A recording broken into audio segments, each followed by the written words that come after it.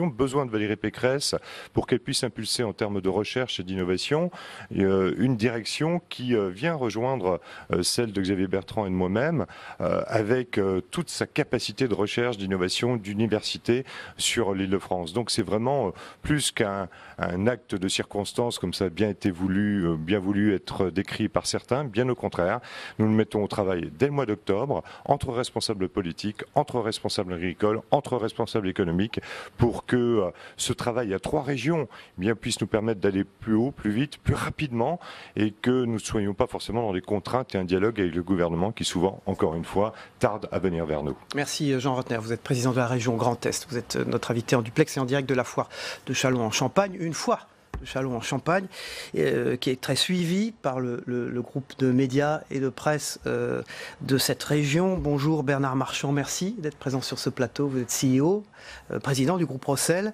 Vous êtes des partenaires importants pour nous. Vous possédez l'Union de Reims, l'Ardennais, La Voix du Nord, ou TV entre autres, qui sont des titres partenaires de cette émission. C'est important pour vous d'être impliqué dans ce type d'événement territorial fort où vos médias sont présents? Non, c'est essentiel. Nous sommes là pour mettre en valeur des initiatives sur les différents territoires où nous sommes présents. La foire de Châlons, on ne peut pas la louper, c'est sûr. On doit être très actif. Ça fait des années que nous sommes des partenaires importants de cette foire. Mais vous voyez qu'on n'est pas seulement à Châlons, on est à Sedan. Donc on travaille également sur cette proximité.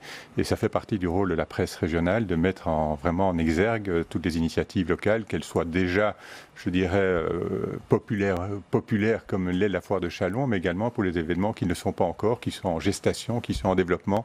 Et c'est là que nous pouvons jouer un rôle de relais pour faire connaître ces initiatives locales. Alors vous êtes à la fois territorial et j'allais dire très européen, parce que votre groupe est actif à la fois dans la presse écrite, les secteurs visuels bien sûr, mais vous opérez en Belgique, en France, au Luxembourg, en Bulgarie. Donc vous êtes à la fois très territorial et très européen. C'est voulu, au départ le groupe Rossel, c'était sa vision des choses. Je ne pense pas que c'était la vision au départ. Je pense que c'est l'évolution du secteur de la presse. Nous sommes d'origine d'un petit pays, donc on doit avoir des capacités, on doit aller au-delà de la capacité d'expression. Création du groupe, je dis aux téléspectateurs, 1887. Voilà, tout à fait, par un Français d'ailleurs, Émile Rossel qui vient du Jura. Et donc le groupe fête ses 130 ans, un peu plus aujourd'hui. Et c'est vrai que pour nous, assez naturellement, c'est intéressant de voir que les groupes néerlandophones en Belgique se sont développés vers la Hollande et les groupes de presse francophones plutôt vers la France. C'est un développement, je pense, pour nous, territorial assez naturel.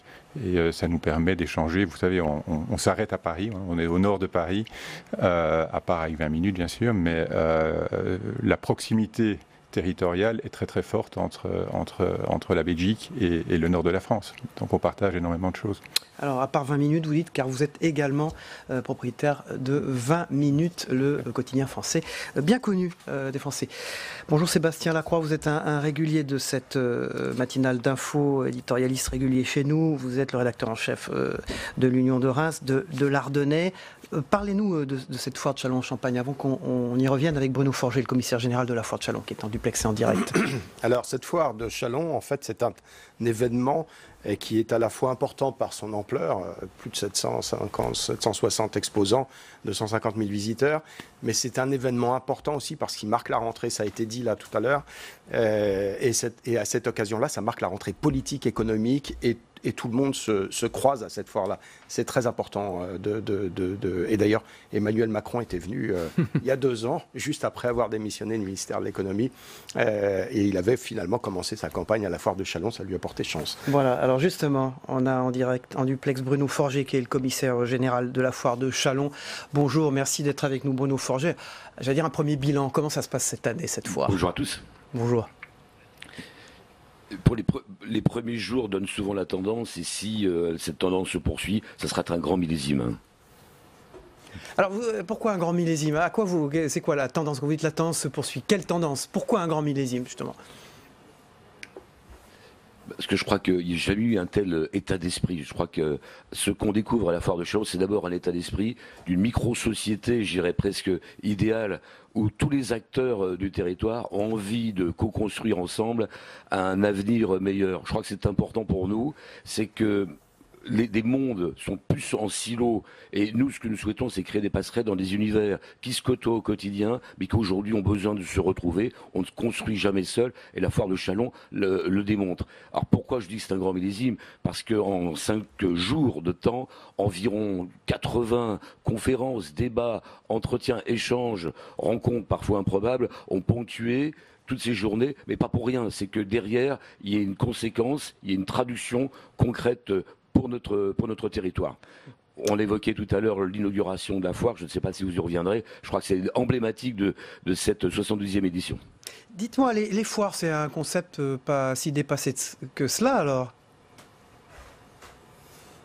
Je crois que les cathédrales ont 1000 ans, les foires ont 1000 ans, et je crois que les foires ont encore toute leur modernité, parce que jamais on a eu besoin autant de communiquer, à l'heure de la désintermédiation, à l'heure des réseaux sociaux, à l'heure de la communication impersonnelle, eh bien on a besoin de solliciter tous les sens, le toucher, le regard, la vue, et puis échanger un sourire, c'est beaucoup plus simple de le faire avant une transaction telle qu'elle soit, ou un échange quel qu'il soit. Alors vous mélangez l'agriculture, la bioéconomie et la musique à la foire de Châlons en Champagne. C'est une volonté, ça, d'être omniprésent dans tous les secteurs qui intéressent ceux qui viennent à la foire, et les jeunes notamment? Oui, je crois que c'est plus simple. Moi, je n'arrive pas à distinguer des univers. Je crois que le matin, un agriculteur, un scientifique, un jeune a ses centres d'intérêt. Et puis, tout au long de la journée, ces centres d'intérêt évoluent. Et puis ce soir, parce que je crois que c'est une foire qui est accessible par son prix d'entrée, 5 et 7 euros. Et nous proposons aux spectateurs, aux 120 000, 130 000 spectateurs, rien que pour le festival, d'assister à un concert gratuitement avec le prix d'entrée que j'évoquais de 5 et 7 euros. C'est important pour nous de créer des passerelles et de rendre accessible la foire de Châlons et tout ce qu'il y a dans ses périphériques. Merci Bruno Forger, vous êtes le commissaire général de la foire de Châlons. Bon courage pour la suite de cette foire. Vous étiez en duplex en direct de la foire de Châlons en Champagne. Bernard Marchand, vous êtes le président du groupe Rossel, donc partenaire d'une certaine manière de cette foire. En tout cas, vous avez souhaité y être très présent. On va parler un petit peu de l'avenir du groupe Rossel dans les médias, le poids du numérique qui, vous le savez, est extrêmement important. Quelle implication pour la presse quotidienne régionale dans les territoires avec ces défis à relever pour vous, pour un groupe comme le vôtre? Donc la transformation de notre secteur, il y a, je dirais, des éléments qui peuvent paraître contrastés. C'est une transformation sur le long terme. Donc nous devons respecter nos lecteurs et nous sommes aujourd'hui obligés de répondre à tous leurs besoins et de lecture et toutes les plateformes sur lesquelles on les accompagne. Donc aujourd'hui nous sommes présents sur le digital, sur le papier, surtout sur l'audio, sur le visuel. Et je pense que la presse, globalement, a réussi cette transformation qui est aujourd'hui, ça va dépendre d'un journal à l'autre. C'est sûr que la presse régionale est plus proche de son terroir. La nationale a déjà transformé, la presse urbaine, on va dire, a déjà transformé un peu plus. Mais les audiences aujourd'hui sont plus ou moins équivalentes entre les gens qui nous accompagnent sur le digital par rapport aux gens qui nous lisent encore sur le papier. Et nous ne voulons pas faire une différenciation entre les deux. En fait, l'enjeu pour nos rédactions, il y a de l'information gratuite et il y a de l'information payante. Donc le modèle économique de la presse, si nous voulons garder des rédactions capables de véritablement mettre en avant les enjeux, il faudra travailler sur un écosystème qui est en train de se construire. C'est toute la difficulté. Je pense que les audiences, nous les avons. Elles se développent. On a fortement rajeuni notre lectorat sur les 10 dernières années. Aujourd'hui, on doit créer un écosystème et c'est là que tous les enjeux sont les plus complexes à porter. Du point de vue politique, social, économique, vous êtes présent, je le disais tout à l'heure, dans plusieurs pays européens, la Belgique, le Luxembourg, la Bulgarie. C'est plus compliqué de travailler en France ou pas? La France a ses caractéristiques, il y a des éléments extrêmement positifs et d'autres plus complexes. C'est vrai que les entreprises établies, donc celles qui ont un historique, sont plus difficiles, plus lourdes à transformer que dans le nord de l'Europe. Donc il y a une proximité entre le personnel et les actionnaires qui est totalement différente dans le monde français que nous pouvons observer. Et Bruxelles d'ailleurs est là au milieu, entre ce que j'appelle les tendances du nord de l'Europe et les tendances du sud de l'Europe. Donc on connaît un peu les enjeux et la différence entre ce qui se passe à un endroit et l'autre. Par contre, le marché français est extrêmement porteur. On sous-estime souvent en France la force de ce marché. L'industrie, en fait, la presse est au centre de ce que j'appelle l'industrie de la connaissance. On prend le relais de la formation. Si on voit le poids que nous devons jouer, nous accompagnons les citoyens dans toute sa vie sur les enjeux du monde, sur les enjeux de la ville, sur les enjeux économiques et sociaux, de société qui accompagnent les gens. Donc on est véritablement dans ce marché. Et là, je pense que la France est extrêmement mature sur ces enjeux-là. Donc le marché est là.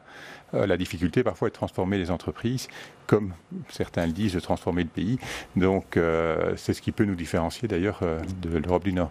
Depuis l'arrivée d'Emmanuel Macron à l'Élysée, vous sentez un changement des mentalités de ce point de vue-là ou pas? Vous, patron de presse, patron d'un groupe média européen?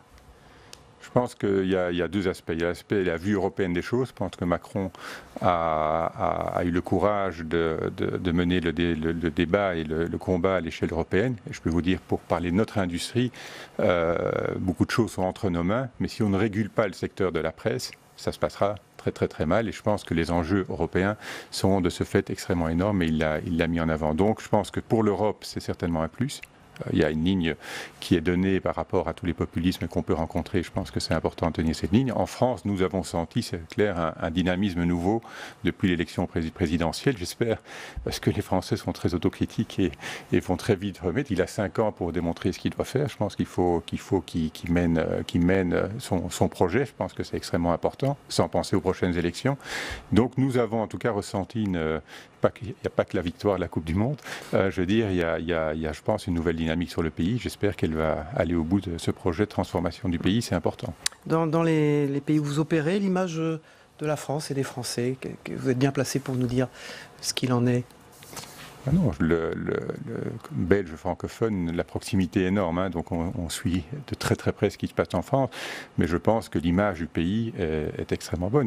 Il faut, je dis, on parle les pays qui sont ou les villes qui sont identitairement fortes se combattent beaucoup à l'intérieur, mais dès qu'elles sortent vers l'extérieur, elles forment qu'un socle puissant pour mettre en valeur leurs forces. Ça, c'est les pays ou les villes qui sont identitairement fortes. La France a parfois, qui est débat à l'intérieur du pays, c'est normal, c'est bien, c'est sain, il le faut. Je pense que parfois, en termes de projection vers l'extérieur, elle devrait peut-être avoir un combat, parce que je pense que c'est un pays qui a énormément d'atouts et qui doit les mettre un peu plus en avant. Voilà le témoignage sur notre plateau en direct ce matin de Bernard Marchand, le président du groupe Rossel. Donc nous sommes partenaires avec un certain nombre de vos titres, l'Union de Reims, l'Ardennais, La Voix du Nord et WEO TV, qui est une chaîne TNT régionale qui nous fournit un reportage pour le Journal des Territoires. Vous êtes assez peu présent dans les médias, on vous voit peu vous exprimer au nom du groupe. C'est quoi? C'est personnel, c'est quelque chose que... Je pense que ça fait partie du secteur. Moi, je ne suis pas présent dans ce groupe pour donner des opinions. On a des journalistes qui sont là pour ça et qu'il faut justement éviter que ces positionnements se croisent. Donc, ce n'est pas ma place d'exprimer des opinions dans les médias. Alors, merci beaucoup d'avoir fait une exception et d'être présent sur ce plateau ce matin. Ça tombe bien, un de vos éditorialistes et le rédacteur en chef de l'Union de Reims et de l'Ardennais est avec nous et sera présent dans la deuxième partie de cette émission. Nous recevons 2 invités politiques, Michel Sapin, l'ancien ministre de l'économie et des finances de François Hollande, et Fabienne Keller, sénatrice LR du Bas-Rhin, membre d'Agir, pour parler évidemment de l'actualité avec le prélèvement à la source et le remaniement du gouvernement. Tout de suite, la météo des territoires.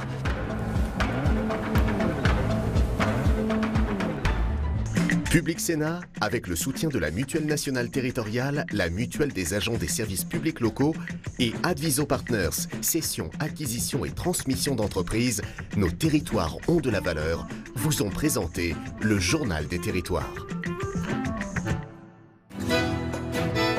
La météo vous est présentée par l'Assemblée des départements de France.